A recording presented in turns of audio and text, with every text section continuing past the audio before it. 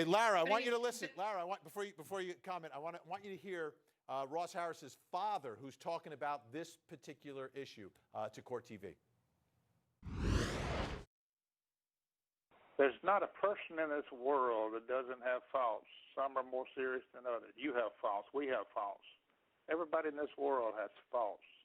But people that have faults, that has nothing to do with wanting to murder their child.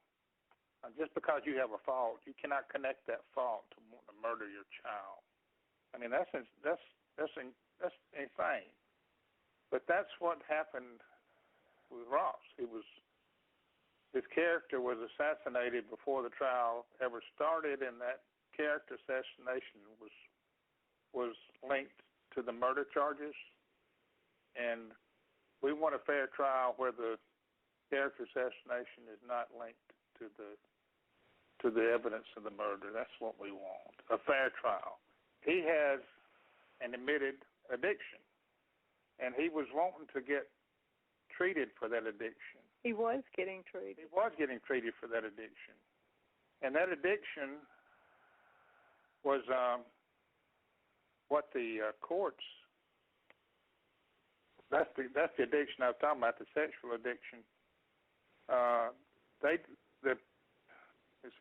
What can I say? They decided that would be the best way for them to succeed, was to tie his sexual addiction into the murder charges, which I think anybody would normally think that's just not fair.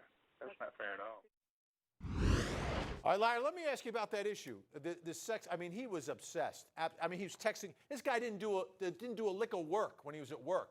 He was on the computer, on the Whisper app and on the Kick app, just talking to all these women and girls, which was another problem that he had as a sex addict. In the end, prosecutors said that's the motive. This guy had this whole other life that he wanted to live. You're not going to live it with a wife and a child. So he gets rid of the child, no child support, no responsibility. He can go cruise the colleges and pick up girls at the dorm, drive down a dirt road, park on the side of the road, do whatever he does, and then drop her back off, or bring another woman to his marital bed, or perhaps send some dirty pictures to a 17-year-old girl. I mean, is it motive or is it a defense? I mean, you could see it, honestly, it could be defense and it could be motive. But in this case, I mean, the way I see it is that the prosecution used this to paint this ugly picture of this man, a picture that was so ugly that it got to the jury to the point where they thought, you know what, even though this isn't something a father could do, would have done, but, you know, a father who is this ugly and could have done all these things and was so addicted to sexting, you know what? Maybe we can believe it. Maybe he could have done this. And maybe he's just pretending that he didn't see his child. But at the same time, the way I see this, someone who was planning on killing his child wouldn't be sitting there and sexting and trying to make a proposition to a 16-year-old, especially when he knows everybody's going to be looking at his phone. It just, to me, it makes no sense. That evidence by itself, it contradicts this idea that he had planned this. I don't necessarily think that this man planned it. Yes, was he distracted? Definitely. Is he an addict? Definitely. Is he possibly an ugly person in some ways? Yes. But does that mean he truly planned to kill his child?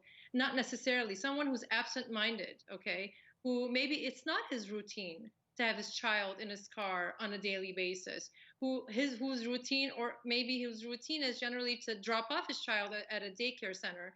At this point, he's thinking, maybe I've already done it. He's so fixated on what he's doing, he's thinking the child is no longer with him. Just because the child is visible, it doesn't mean that he saw the child. If he's too busy with his phone, he may not have even bothered to look.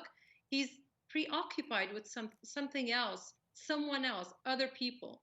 So, I mean, this is a case, it's very possible. I'm not sure how the jury got to that decision, but I can see reasonable doubt here. And I can see how all that evidence truly was highly, highly prejudicial, clearly a lot more prejudicial than probative in this case. All right, and we've got coverage here on Court TV all of next week. And every time I do this story, I remind people,